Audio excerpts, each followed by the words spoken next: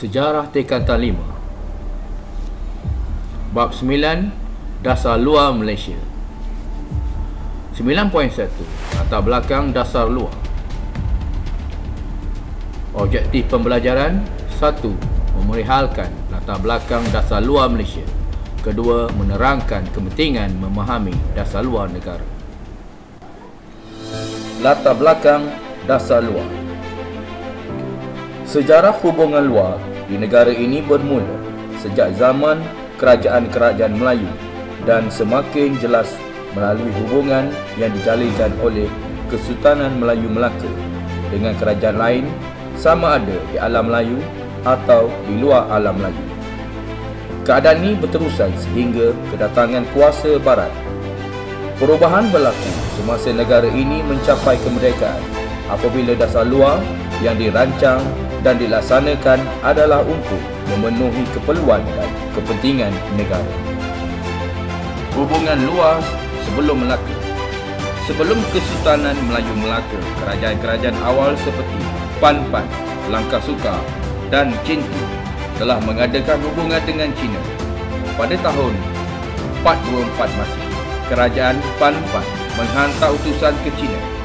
Kerajaan Langkah Sukar pula menghantar utusan ke China pada 523 Masihi dan Cintu pada tahun 608 Masihi.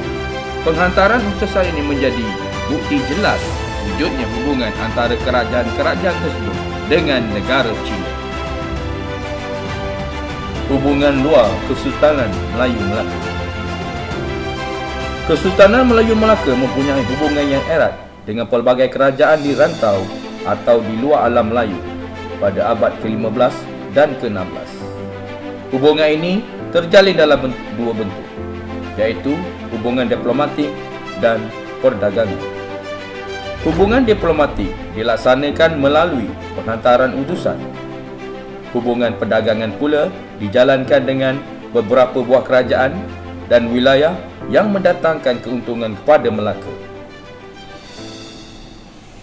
Kepentingan hubungan luar Kesultanan Melayu Melaka pada abad ke-15. 1. Menjamin kestabilan dan keselamatan kerajaan. Kedua, menjamin kemakmuran Melaka melalui hubungan perdagangan dengan negara lain. 3. Mengekalkan penguasaan terhadap aktiviti perdagangan di Selat Melaka. Keempat, memperoleh perakuan tentang kedaulatan Melaka. 5. Membantu Melaka muncul sebagai pusat penyebaran Islam. Zaman British. Pada zaman British, hal ehwal luar negeri Melayu, negeri-negeri Selat, Sarawak dan Sabah dikawal oleh pejabat tanah jajahan di London. Selepas kemerdekaan, dasar luar negara memasuki era baru setelah negara kita mencapai kemerdekaan. Kemerdekaan membolehkan kita mengubah sendiri dasar luar untuk kepentingan negara. Terdapat dua perkembangan penting dalam dasar luar. Pertama, semasa tempoh pentadbiran Tuanku Abdul Rahman Hutar Al-Haj, dasar luar terbentuk pro-barat dan anti-komunis. Perkembangan kedua bermula ketika pentadbiran Tun Abdul Razak Husin apabila Malaysia lebih bersikap tidak memihak dan menjalinkan hubungan dengan negara lain tanpa mengira ideologi.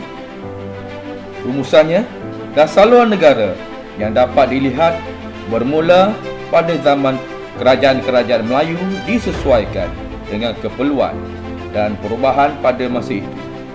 Semasa British menguasai negara kita, dasar luar negara dikuasai oleh pihak British. Kedaulatan yang diperoleh melalui kemerdekaan membolehkan kita mengubah dasar luar negara kita. Sebagai warga negara Malaysia, kita perlu bekerjasama dengan pemimpin bagi memastikan Malaysia dihormati oleh negara lain.